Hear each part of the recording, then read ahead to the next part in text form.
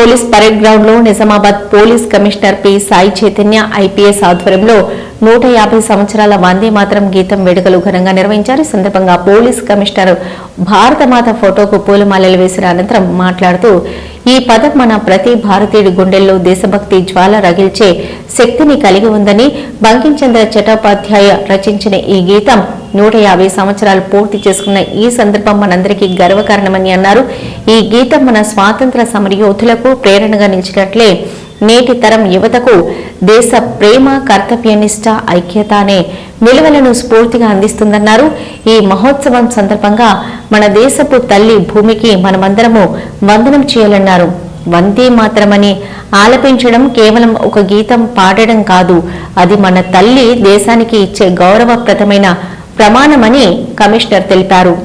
భారత్ మాతా key జై, భారత్ మాతా key జై, భారత్ మాతా key జై.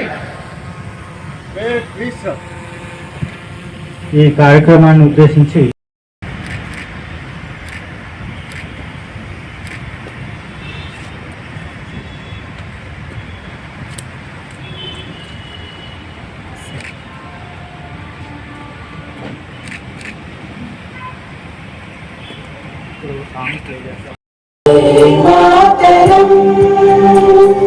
వందే మాతరం సుజలా సుఫలా మలయజ శీతలా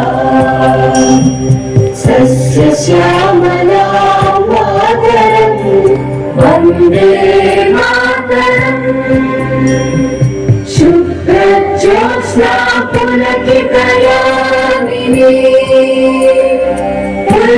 కుసుమిత ధ్రువదల శోభిని సుహాసిని సుమధుర భాషిని సుఖదాం వరదాం మాతరం వందే మాతరం వందే మాతరం.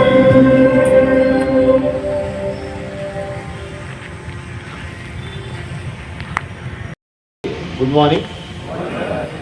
ఇవాళ Vande Mataram 150th anniversary celebrate చేసుకుంటాం. అసలు ఫస్ట్ థింగ్ మనకి వందే మాతరం గురించి అసలు రాయాల్సిన సిచ్యువేషన్ ఎందుకు వచ్చిందో అనేది మనకు తెలుసుకోవాలి. దాని తర్వాత ఎందుకు సెలబ్రేట్ చేసుకుందాం మాట్లాడుకుందాం.